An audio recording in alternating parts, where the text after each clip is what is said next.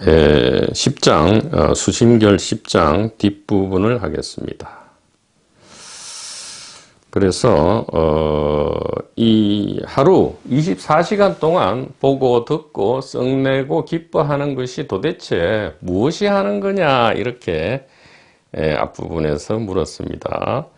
그것이 만약에 육체가 한다면, 육체는 이 컵과 똑같은 물체인데 어찌 육체가 하겠느냐라고 뒤이어 친절하게 설명을 해주고 계십니다. 자, 한번 읽어보겠습니다.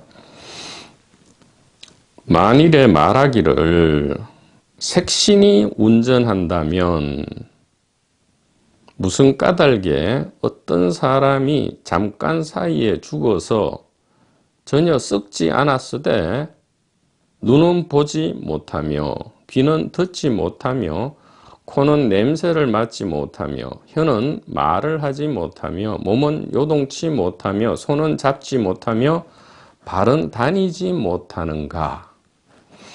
이것으로 보건대 능히 보고 듣고 운동하는 것이 반드시 그대의 본심이요 그대의 색신이 아님을 알 것이다.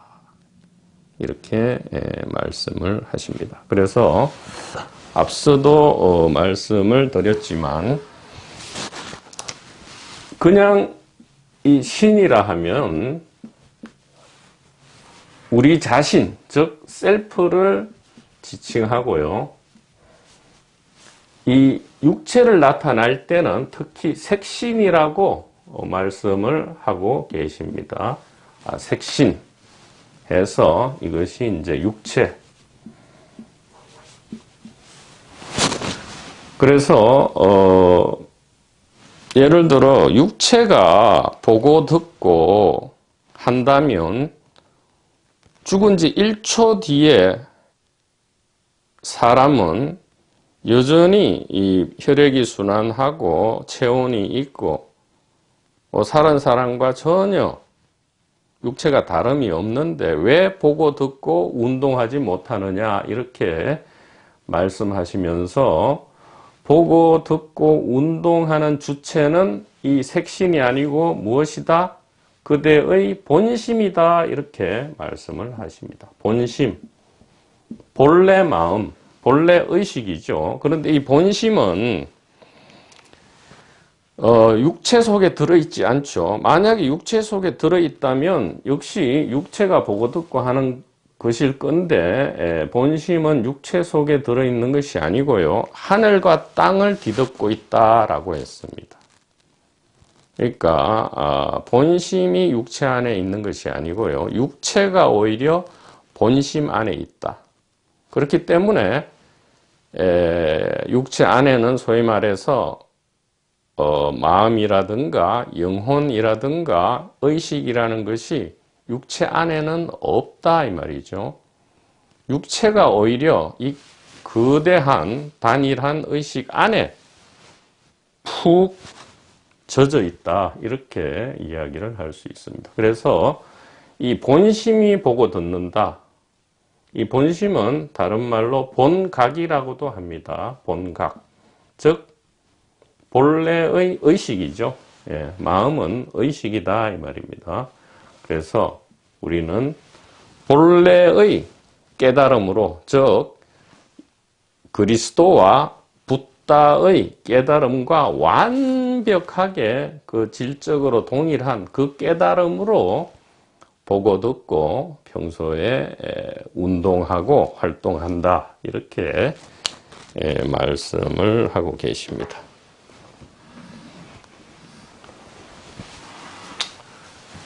그래서 이 회광반조라는 것은 우리가 평소에 습관적으로 생각하듯이 육체가 이 주체가 되어서 객관 세계를 보고 듣는다라는 이 문화와 문명에 의한 일종의 사회적 쇠뇌, 이것을 벗어나는 것, 즉 문화와 문명을 일시 정견을 위해서 버리는 것, 이것을 회광반조라고 한다라고 말씀을 하고 계십니다. 자, 계속 보죠. 죽은 직후에 사람은 왜 보고 듣고 다니지 못하는가 하시면서 능히 보고 듣고 운동하는 것은 그대의 본심이요. 자, 그대의 본심이라 할 때는 각자가 마음을 가지고 있다라는 것이 아닙니다. 그대는 방편상의 말씀이지 전체 하나의 본심만 있다.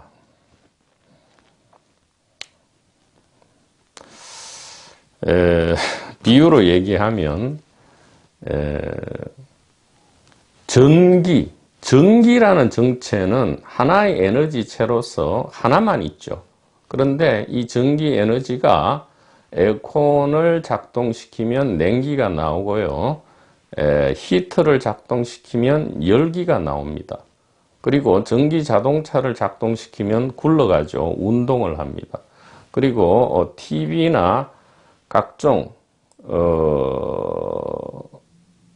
모니터를 작동시키면 소리와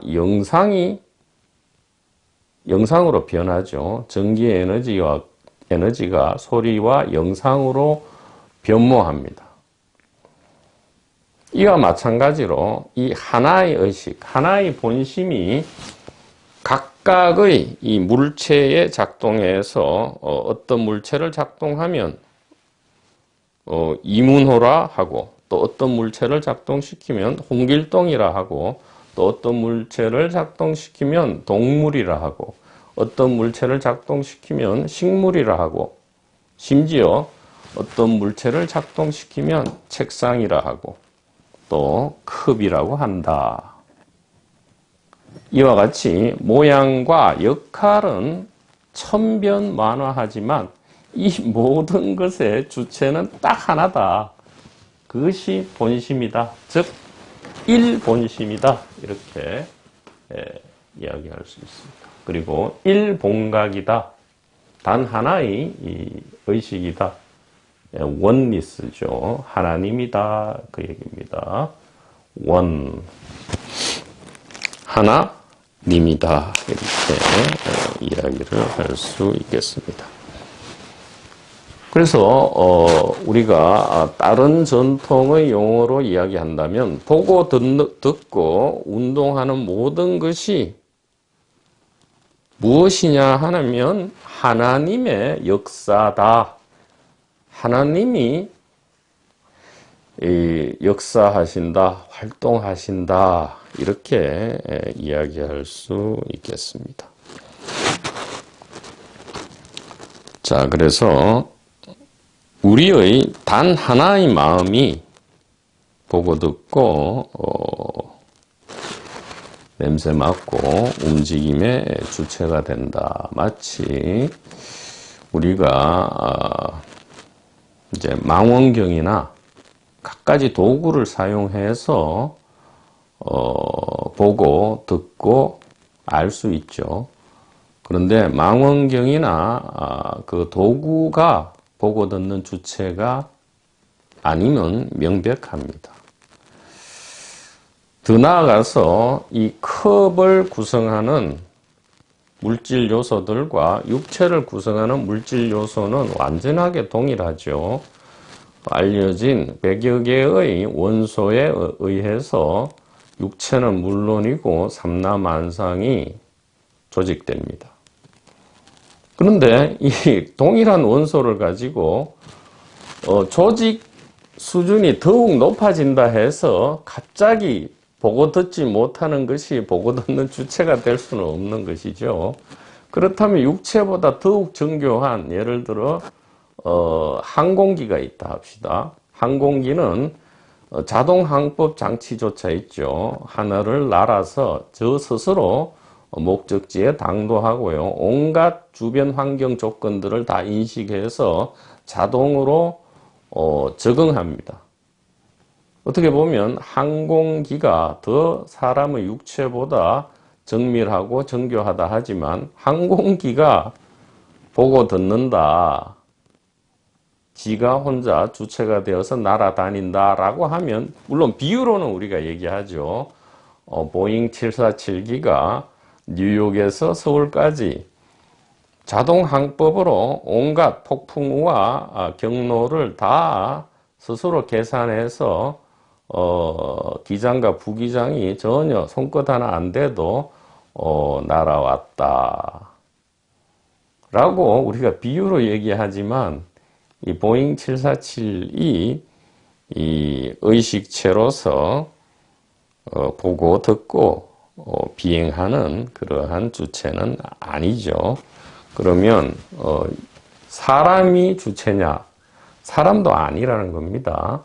사람의 육체와 이 비행기를 직간접으로 이 활동시키는 진정한 물건은 무엇이다? 우리들의 이 본심, 이 하나의 의식이다. 이렇게 말씀을 하는 겁니다. 자, 그래서 하물며 이 색신은 4대의 성품이 공하여 거울 속의 그림자 같으며 물속의 달 같으니 어찌 능히 요요하게 항상 알며 명명히 매하지 않고서 느끼는 대로 곧 항아사 같은 묘용을 통하리요. 즉, 이 육체는 4대의 성품이 공하다. 이 말은 육체는 이 색신은 이 4대 지수화풍, 즉 옛날에는 물질 요소를 4가지로 이제 대표를 했죠. 지, 흙, 물, 불, 바람, 이 4가지 공기죠. 흙, 물, 불, 공기, 이 4가지 요소가 이제 물질의 대표 요소다 하고요. 이 4가지 요소가 이 컵도 만들고 육체도 만드는데 이 물질 자체는 공하다 이 말은 보고 듣는 성품이 없다 이 말이죠. 보고 듣는 성품이 없다. 그래서 육체는 무아다라고 부처님도 말씀하셨습니다. 무아라 할 때 그 무아는 우리가 생각하는 이 개인 혹은 육체 안에는 그 어떤 자성도 없다라는 것이 무아의 말씀인 것이죠. 그와 마찬가지로 이 보조 스님께서도 육체는 물체에 불과한데 어찌 이 보고 듣고 알겠느냐 이렇게 말씀을 합니다. 자, 그리고 마무리 말씀을 아주 멋있게 하시는 것 같습니다. 자, 그러므로 신통과 묘용이 곧 물깃고 나무 나르는 것이라 하노라. 이렇게 말씀하십니다. 즉, 우리가 그토록 바라는 이 무한한 능력, 초능력이죠. 초능력과 묘한 작용이 바로 무엇이다? 하늘을 날아다니고 뭐 축지법을 쓰고 다른 사람의 생각을 마음대로 알아차리고 전생을 숙명통을 통해서 알아내고 하는 것이 신통과 묘용이 아니고 바로 물깃고 나무 나르는 것이다. 이것이 진정한 신통과 묘용이다. 왜 그렇겠습니까? 그러나 꿈속에서 초능력을 발휘하든 아니면 꿈속에서 그냥 이렇게 물을 마시든 아니면 꿈속에서 그냥 상쾌하게 두 발과 두 팔을 사용해서 이렇게 걸어가든 이것은 질적으로 양적으로 완벽하게 동일한 이 의식의 작용일 뿐이다. 즉, 이 엄청나게 범상치 않은 그러한 일의 발생과 그냥 평범한 이 물깃고 나무 나르는 일이 완벽하게 동일하다. 그래서 이것을 안욕따라 삼맥삼볼이라 한다. 본심을 다른 말도 무상정등정각이라 하죠. 예, 무상정각이라 안 하고 왜 정등각이라 했느냐? 평등하다 이 말입니다. 지구가 두 쪽 나는 그러한 영적인 체험과 그냥 우리가 일상에서 이렇게 두 발로 걷는 이 체험은 완벽하게 평등하고 완벽하게 올바른 의식의 활동이다. 그런 이야기가 되겠습니다. 그래서 이 장자에 있습니까? 장자에 보면 모든 성현들은 이 본심을 깨우친 이후에 무엇을 했느냐? 뭐 깊은 산속에 들어가서 초능력을 발휘하고 하늘로 성천한 것이 아니고요. 다 집으로 돌아갔다 이렇게 이야기합니다. 집으로 돌아가서 돼지우리를 치웠다 이렇게 말씀하시죠. 왜 그렇게 했습니까? 이전에는 이 돼지우리를 청소하고 그냥 돼지 먹이를 주고 일상의 생업에 종사하는 것이 너무 따분하고 무의미한 일로만 알았는데 우리의 이 본심을 깨우치고 보니까 돼지우리를 청소하는 일과 한 나라를 경영하는 일과 상상할 수도 없는 엄청난 돈과 권력을 얻는 일과 타인을 독재적으로 지배하는 일과 이 모든 일들이 하나도 다른 것이 아니다. 그렇다면 편안하게 집에 돌아가서 평소에 무심히 할 수 있는 생업에 종사하는 것, 그리고 하찮고 무의미하다고 하지 않아서 예를 들어 나와 가까이 있었던 개인이죠. 개인적인 나와 가까이 있는 가족, 친지, 동료들이 불편했다면 그 불편함과 고통을 덜어주는 일, 이것이야말로 진정한 신통묘용이더라 라고 장자에도 나와 있습니다. 그래서 저도 이전에는 오랜 시간 동안 밖을 헤매면서 이 깨달음을 찾아서 구했던 그러한 일이 떠오르지만 그것도 꿈속의 일이었던 것이죠. 전부가 꿈속의 일이었고요.